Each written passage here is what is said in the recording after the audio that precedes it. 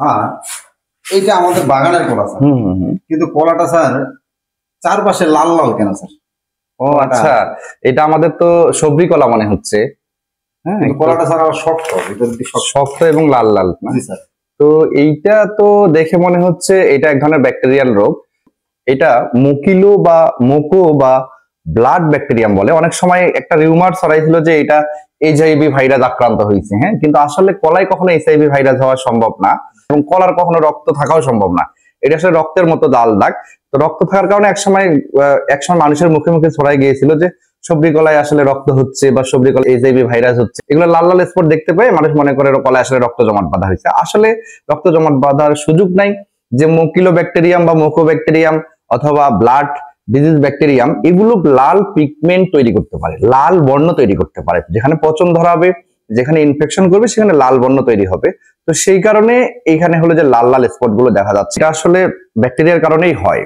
তো বাংলাদেশের tissue culture কোম্পানিগুলো, আমি আপনাদের কলাটা ভালো করে দেখাই। বাংলাদেশের বিভিন্ন টিস্যু কালচার কোম্পানিগুলো যদিও আমাদের কৃষকদের ভুল বোঝায় যে আসলে এই কলাটা পরিবেশগত কারণে বা পরিচর্যার কারণে এরকম চারপাশে লাল স্পট ধারণ করছে, কিন্তু আসলে না, এটি আসলে ব্যাকটেরিয়াম রোগ।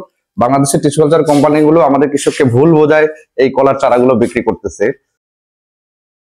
এই ব্যাকটেরিয়াম রোগ মূলত বংশ পরম্পরায় আসে। আর এটা হলো যে এর মাদার প্ল্যান্ট, যেখান থেকে টিস্যু কালচার করার আগে যে সোর্স সংগ্রহ করা হয়েছিল, এইটা ব্যাকটেরিয়া আক্রান্ত ছিল, অথবা মাটি থেকে এই ব্যাকটেরিয়া গাছের গোড়ায় ছিল, সেই গোড়া থেকে যে সাকার বের হয়, সেই সাকার বা চারা নিয়ে এসে টিস্যু কালচার করছে এবং সকল গাছে এই ধরনের হলো যে ব্যাকটেরিয়া ছড়াই গেছে। তো এটা নির্দিষ্ট করে আইডেন্টিফাই করা কঠিন, যদিও এটিকে প্রাথমিকভাবে মোকো ব্যাকটেরিয়ামই মনে হচ্ছে, তবে এটি মোকিলো ব্যাকটেরিয়াম বা ব্লাড ব্যাকটেরিয়ামের কারণেও হতে পারে। মোকো ব্যাকটেরিয়াম সাধারণত কলার চারপাশে হয় এবং যে মোকিলো ব্যাকটেরিয়াম আছে এটি সেন্টারে হয়। কলার যে শ্বাসটা আছে এর সেন্টারে, মাঝখান বরাবর হবে সাধারণত। তো এটি আসলে ব্যাকটেরিয়ার কারণে, এটি কোনোভাবেই পরিবেশগতভাবে বা ইন্টারকালচার অপারেশন বা পরিচর্যার কারণে হয়েছে, এটা কোনোভাবে নিশ্চিত করে বলা যাবে না। যদিও এই কলাটি মানুষের জন্য খুব ক্ষতিকর নয় খাওয়ার জন্য, কিন্তু এটির স্বাদ, টেস্ট, ফ্লেভার নষ্ট করে ফেলে এবং মার্কেট ডিমান্ড কমে ফেলে। সুতরাং এই ধরনের মাদার প্ল্যান্ট থেকে, এই ধরনের মাতৃগাছ থেকে এই কলার চারাগুলো সংগ্রহ করা যাবে না। আমি তো মনে করছি স্যার যে এটা রক্তের মতো লাল হয়েছে স্যার।